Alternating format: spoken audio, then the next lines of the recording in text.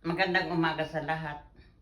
Ngayon, idaan ko na lang sa video ang sagot ko sa mga tanong. Tungkol kay Sampaguita Girl.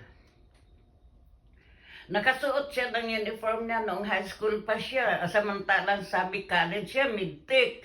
Di ba bawal yun na hindi naman yan angkop sa kanyang katauhan na siya isang college student at mid-tech student pa? Di ba bawal yun? Yun na maraming tanong sa akin kung okay ba yun sa DepEd, kung ano.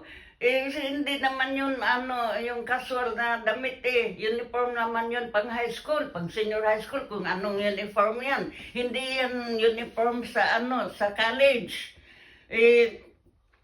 Parang sinadya yata ni Sampaguita Girl para mag-viral siya.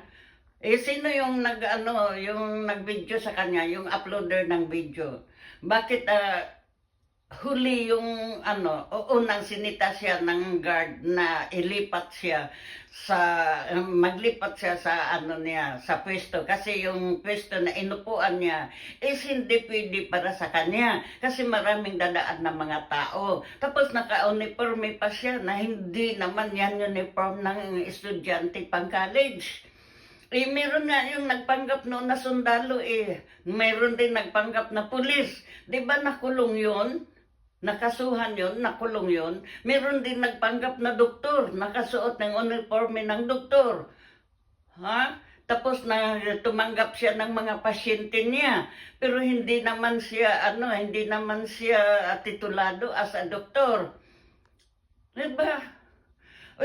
Buksan naman ninyo yung mga kaisipan ninyo. Hindi naman ako kay Sampaguita Girl dahil naghahanap buhay siya. Pero sa mali na pwesto, wrong timing siya. Yung guard, ginawa lang niya yung trabaho niya. Kung nakapanakit man siya, siguro sobra na. Ngayon dyan sa Pilipinas, ang tigas ng ulo ng mga estudyante dyan sa mga bata. Hindi lahat Hindi lahat. Ang titigas, mga pasaway, marami akong nakikita dito na kaengkwentro ng guard. Meron yung binaril ng guard. Magulo kasi sila Ang titigas kasi ng ulo ng mga kabataan ngayon. Hindi naman lahat hindi lahat. Hindi din ako against kay Sampaguita Girl. Pero mali talaga siya sa kanyang wrong timing siya. At saka yung sikyo, kung nakapanakit man siya, siguro sobra na. Sobra na yung pagpakumbaba niya. Sobra na yung effort niya. Tapos hindi nakinig si Sampaguita Girl. Then sa last,